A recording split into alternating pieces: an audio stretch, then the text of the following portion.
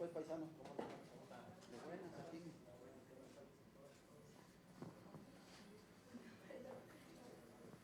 Medio ronca. No se chévere. No, ¿verdad? No, para nada. Mucha calcada. No, que no digan que son los hielos. Perfecto, muy buenas tardes, bienvenidos a este panel de medios. Estamos en vivo en Naciones TV, Hierro de Colima, Colima Digital, Acción Digital, Colima al Día, 7 AM, El Debate Colima, Portal Caimote, Radio Cuestión Noticias, Televisión Colima y Noticias Nacionales. Bienvenidos, muchas gracias. Noemí Hernández, El Debate Colima, y qué bueno, adelante, por favor, gracias. Muchísimas gracias, buenas tardes, doctora, buenas tardes, Mario.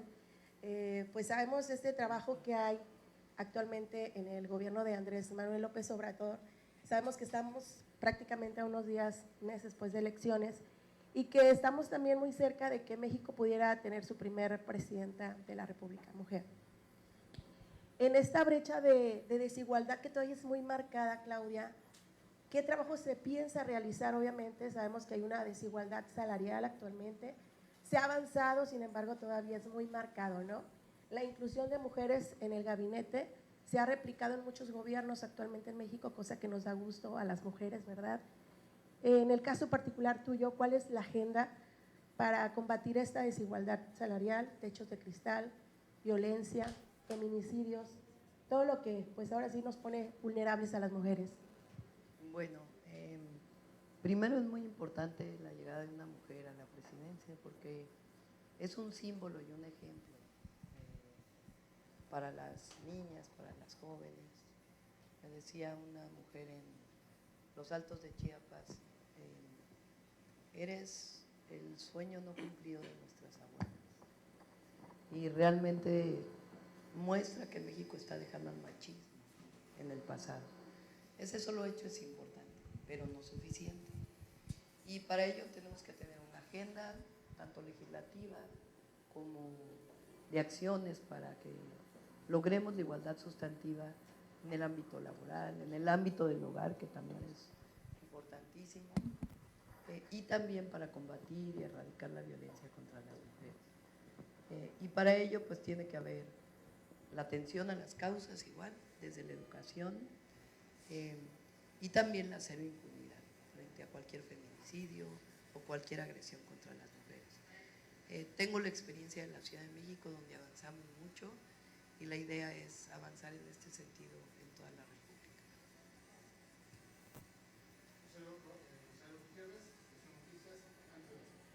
Un gusto, doctora. Aterrizando los temas aquí en Colima, ¿nos puede compartir un par de metas, de estrategias que quisiera impulsar aquí? ¿Cómo ve su trabajo en Colima? ¿Qué quiere hacer?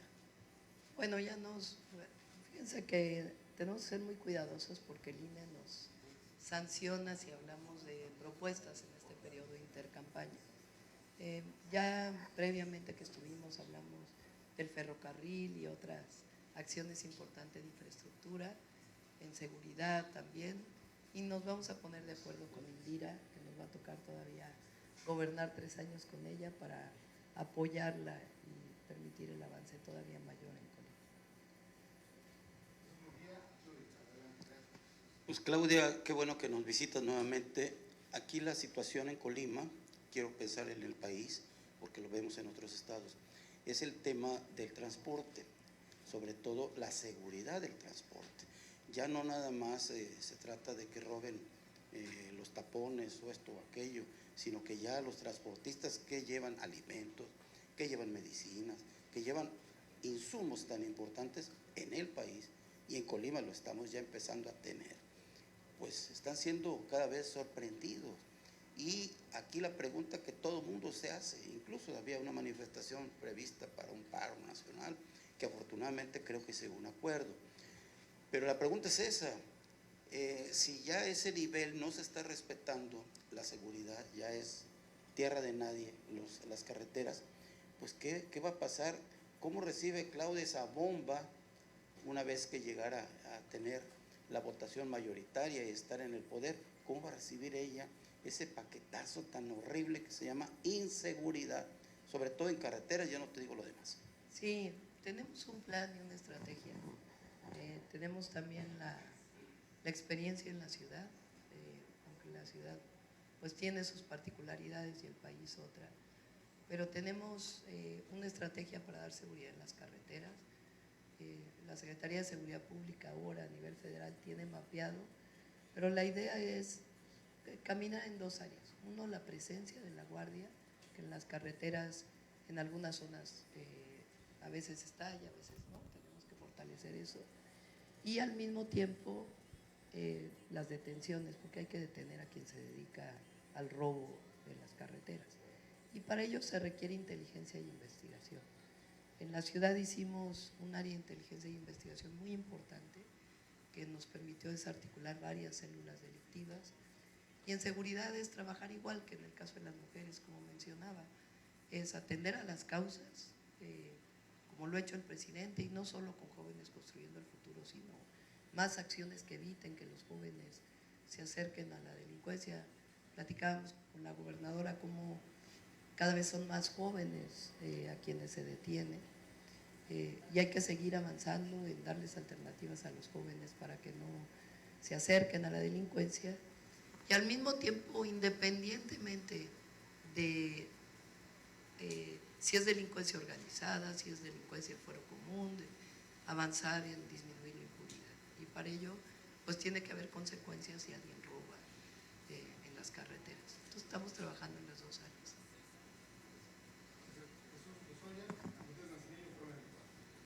Claudia Consta, bienvenida a Colima.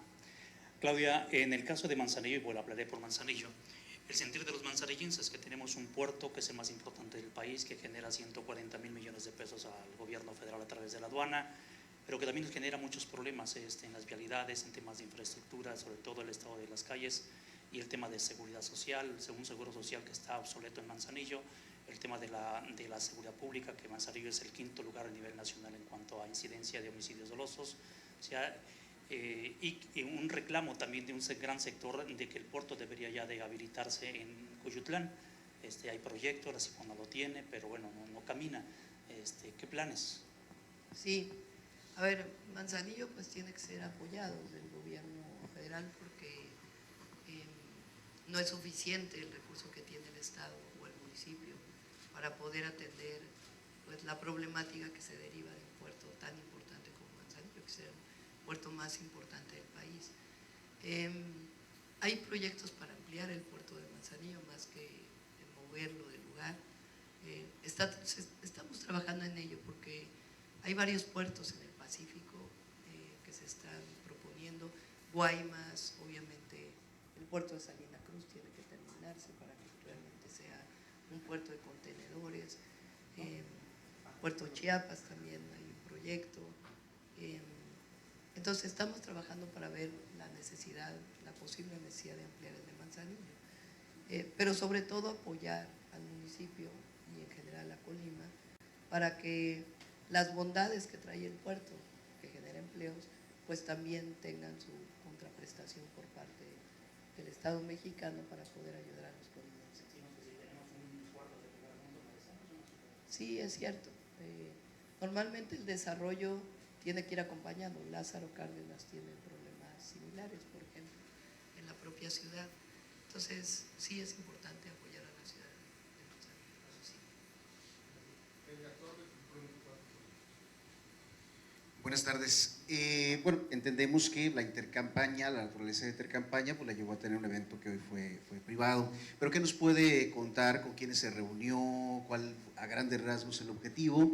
Y por otro lado, cierra usted la precampaña con números muy favorables en cuanto a las encuestas. Sin embargo, se habla que las encuestas pues llegan como una especie de techo y después empieza pues a variar y a cambiar. ¿Estarían confiados con esos números que arrojan hasta el momento también los sondeos, las encuestas, doctora?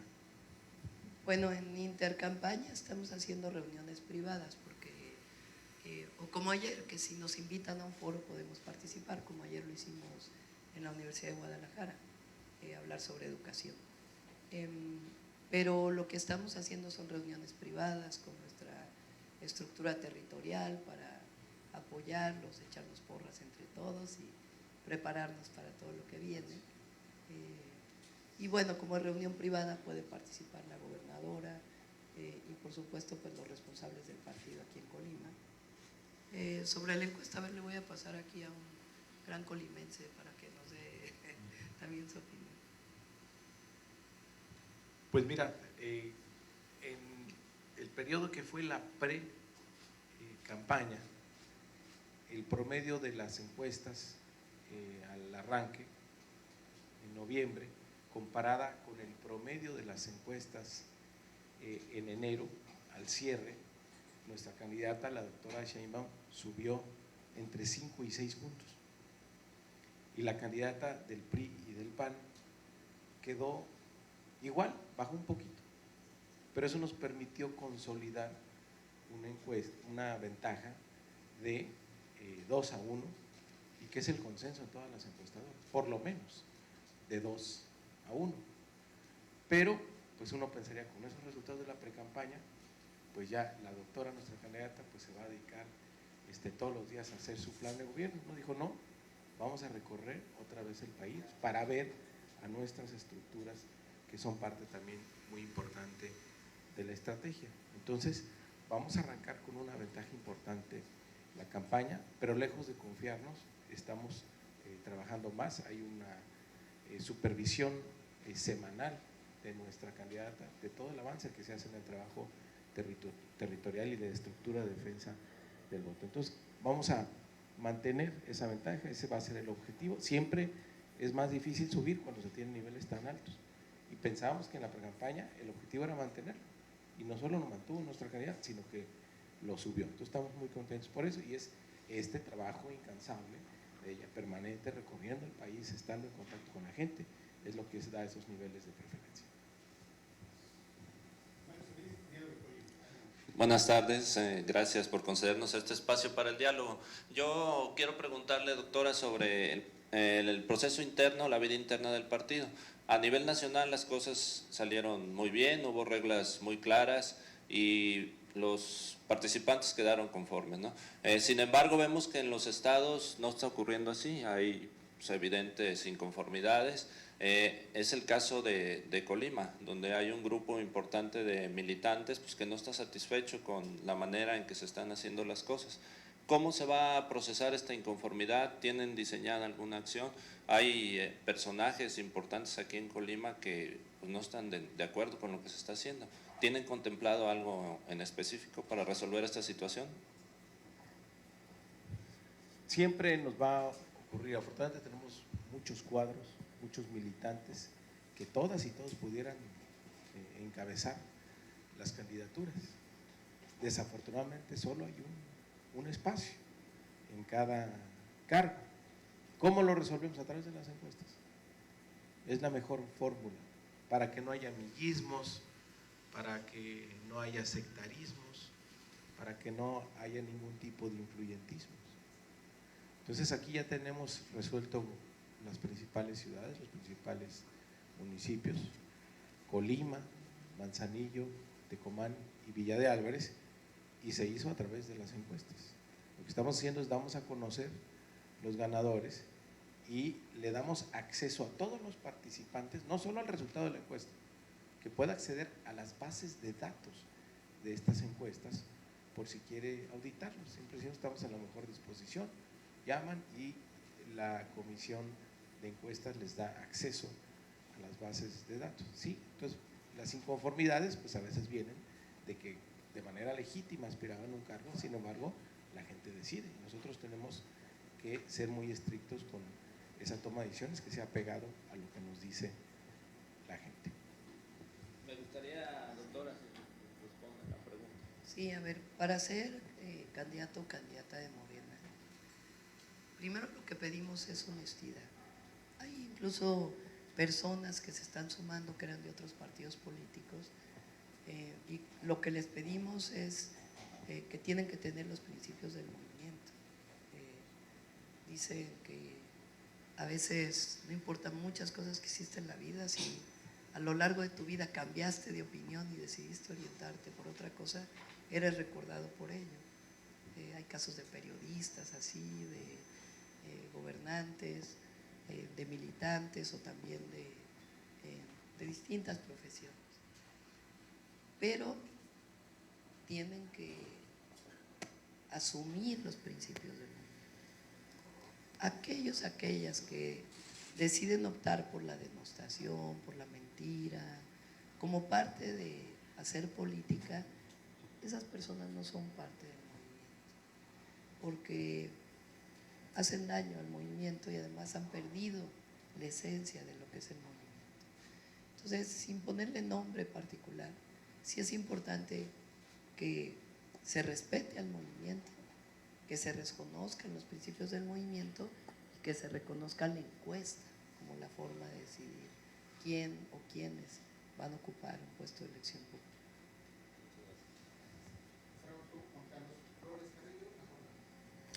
Buenas tardes, doctora. Mi pregunta va más en el sentido de un poquito de temas internacionales. La candidata de la alianza PRI-PAN-PRD acaba de estar en Estados Unidos tocando ese tema. Y mi pregunta va en ese sentido. ¿Qué opinión le merece y qué estrategias tiene usted para llevar a cabo en este aspecto de la relación México-Estados Unidos sobre inmigración? Muchos mexicanos viviendo allá, 100,000 más o menos ya están registrados para votar, que va a ser una cantidad mucho mayor de la que se participó en el 2018. Y hay otros temas más, sobre todo que coinciden también las campañas presidenciales de Estados Unidos, y el presidente ha hecho un llamado para que no se tome la inmigración como una bandera electoral. En ese sentido sería mi pregunta. Bueno, primero, siempre nuestro reconocimiento y agradecimiento a todos los mexicanos y mexicanas que viven en Estados Unidos. Primero por lo que aportan a nuestro país, no solo en remesas, sino en general, lo que significa pues haber sacrificado parte de su vida, la separación de las familias, del lugar de origen, para poder mantener a su familia y poder aportar a México, sino también por lo que aportan a Estados Unidos. Pocas veces se reconoce lo que las y los mexicanos aportan a la economía de Estados Unidos, y por eso le deberían agradecer en Estados Unidos a nuestros hermanos mexicanos y mexicanas que están allá. Segundo, el presidente publica hoy una carta que es lo que trata con Biden telefónicamente. Recuerden que en estos días vivimos una denostación al presidente López Obrador por 3 medios internacionales, que parece que la información le envía la DEA, de un supuesto subsidio o apoyo que hubo a la campaña presidencial en el 2006, que está demostrado que es falso, porque en el 2010 se presentó, en el 2011 se desechó, como una forma de incidir en la elección de México. El presidente fue muy fuerte y nosotros apoyándolo, porque esto no puede ser. Nosotros respetamos la decisión que vayan a tomar los estadounidenses en su elección de noviembre de este año, y pedimos lo mismo recíprocamente, que se respete las decisiones que debe tomar el pueblo de México. Pero en esta carta que envía el presidente es muy claro en el sentido de qué es lo que debe atenderse frente a la migración, y hay que seguir insistiendo en ello, porque no van a ser los muros, no va a ser la criminalización de los migrantes, no va a ser la denostación de los mexicanos o mexicanas o de otra nacionalidad lo que va a resolver el problema, y menos queremos que México y la migración sea el eje central de la campaña en Estados Unidos. Y por eso el presidente le dice, y coincidimos, queremos resolver la migración, vámonos al fondo. Y el fondo es la cooperación para el desarrollo, que haya inversión en los lugares de origen para que las personas no tengan que emigrar, que se resuelva el tema de Venezuela, de Cuba, para que no haya personas que tengan que migrar por razones económicas. Entonces nos pareció, bueno, a mí me pareció los puntos de manera muy de defensa, de valentía frente al tema de la migración, y coincidimos en esta posición. Y vamos a seguir en esta narrativa, en esta visión, porque los muros no resuelven, Siempre se ha dicho hay que tender puentes, somos el principal socio comercial hoy de Estados Unidos y ni cerrar las fronteras ni poner muros va a resolver. Lo que va a resolver es un reconocimiento por parte de Estados Unidos de que tiene que haber una inversión para el desarrollo en los países que hoy expulsan a personas por razones de necesidad.